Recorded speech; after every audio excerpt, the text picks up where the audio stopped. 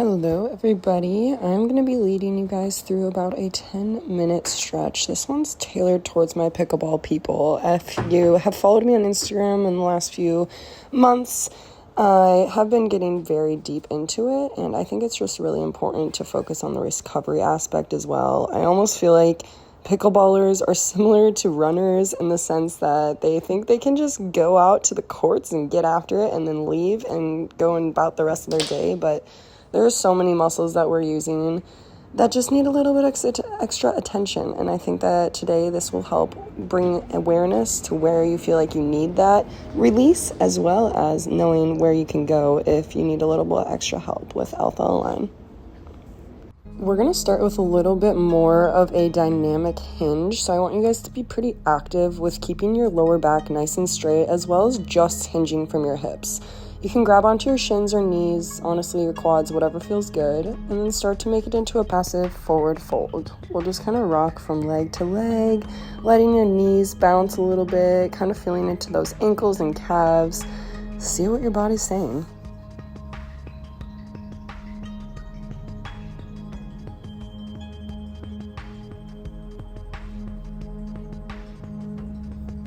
I'm going to start to shake my head a little bit side to side before we get into a little bit of like cat and cow while we're doing this forward fold.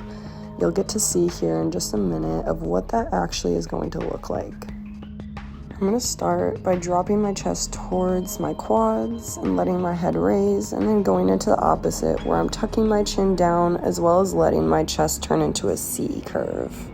We're going to start to bend into our legs, letting our toes come out towards the sides of your yoga mat. I want you to really put weight over each ankle here.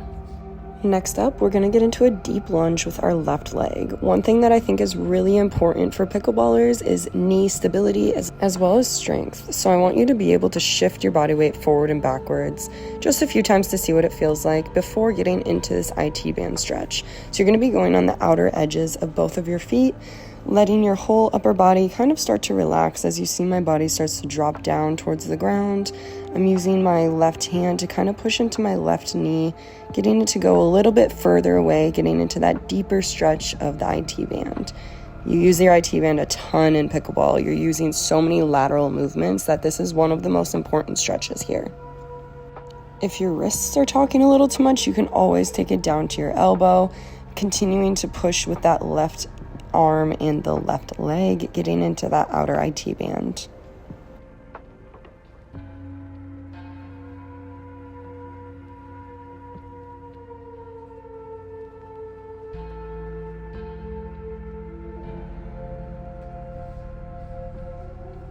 We're going to start going into that hamstring stretch. I really love putting my ankle internal and external rotation. This just really shows if you have a tighter ankle, depending if it's more medial or lateral. I'm also going into some pointing and flexing just to warm up that ankle as we go into the next side. So we'll go back into that lunge, getting into a forward fold, just walking it out a little bit before heading into the left leg, going back with your right knee up. This first little portion here, I want you to bring a little bit of weight with that knees over ankles. You're just testing that knee strength and stability here. Doing a little bit of a torso twist just to kind of warm up my spine on this side. It felt a little bit uneven. This is something that you should practice as well before pickleball. It's another great word for world's greatest stretch. But as we start to get into this lateral IT band stretch, you can see it now how we need to really drop those hips down towards the ground. You're going to really use that right hand to push away your right knee, getting into that right outer IT band. You're also probably going to feel it around your left hip here. You can drop your hips down towards the ground if this doesn't feel like it's like accessible for you. And you're always welcome to take this down to your elbow as well. I'm going to go back into that lunge in order to get into a standing position here. Let your head hang heavy. We're going to get back to quadruped, which means going on to all fours. I like to go onto my knuckles here, as you can tell, but you're more than welcome to go onto your palms. We'll start to get our fingertips wide and on the outer edges of the yo-yo mat. So that's going to be facing away from you on both hands. I like to just drop side to side here, trying to get that shoulder to get near the yoga mat. This is really opening up that chest as well as getting into a bit of a spinal twist. So starting with small movements is totally fine, and starting to develop more range of motion as you go is kind of my favorite way to go into this.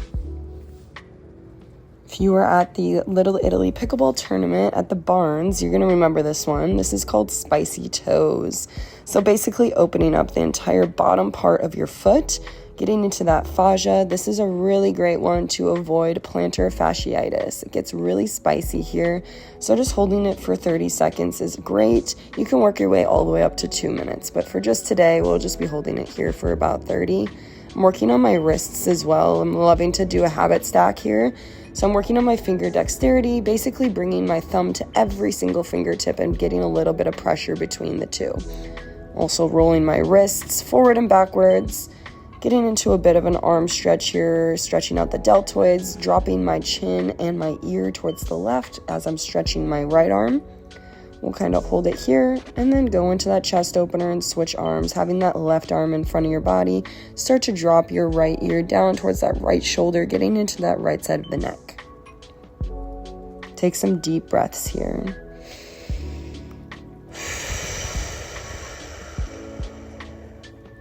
I'm going to tap out my toes, getting a little bit more blood flow down here, and we're going to go into a couple variations to stretch out the front side of your ankles. This is another really important one for our pickleballers. You can start with just the kneeling position if that feels like enough. Second variation is tucking your hips under and just starting to lean backwards. Really, really important to tuck those hips under so that you have a nice long spine. Full range of motion is going down to your elbows, letting those knees rise up. Really focus on breathing. If this bothers your kneecaps a lot, there are so many other variations that you can look up. We also have videos online that are on our YouTube channel where you can check out these spicy feet variations. Moving from here, we're going to go into some wall W's. Another great way to just kind of see what that range of motion is inside of your rotator cuff. If you have any clicks or pops, it's going to be a good indicator that you have a tighter rotator cuff or potentially like older injuries that are still lingering behind. If you do, come by our studio. We're right in Bankers Hill, right on First Avenue, as you can see on our sign, First and Fur. You can just focus on range of motion at your deepest extent here. We're going to work on that nerve glide as well. Main thing that I care about is imagining like your thumb is drawing a half circle here. So try to get as much of a circle drawn with your thumb as you're rising those arms up towards the top part of your head. So you're going to be going all the way from your sides to the sky. Once we're at the top here, I'm going to start making my way down. Really just focusing on full range of motion. This is a huge exercise for those nerves. You can get tingly hands or a lot of nerval damage with repetitive motion. So this is just really good to kind of test those nerves in different ways. Kind of shake out those legs a little bit from being so bent. And let's get into our first torso twist. So I'm bringing my left knee into my chest, opening up my left arm as I'm dropping that left knee towards the right. The most important thing here is really focusing on deep breaths. The deeper the breath, the more that you can get into that stretch. Really focusing on that breath here as you're trying to get that left knee closer to the ground. We'll do the exact same thing on that right. Bringing your right knee to your chest and then dropping it over towards the left. Making sure that that right arm is coming straight out from your shoulder and then focusing on some deep breaths.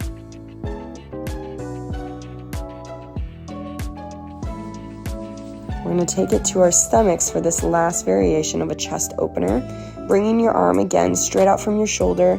I like to almost bring my thumb up towards the sky, and then you're just going to lay on your side. That's variation 1. If you want to take it a little crazier, you can bring that left knee into the sky and kind of bring it behind you, just like mine is pegged up behind my back. I'm pushing into my left fingertips here as well, just for a little bit of an advancement. We can switch sides. Take it as you will, just depending on how that other side felt. It also will likely feel a little bit different. So I'm pushing into my right arm here, starting with this lane on my side and then bringing it into having that right foot to plant behind my body. Really focus on those breaths. You can also bring the thumb of your left arm towards the sky. Thank you guys so much for joining me today. If you guys need any more or you guys want more stretching from home, please just give this video a like, share it with your friends, and I hope that you guys have a good rainy day. Love you all.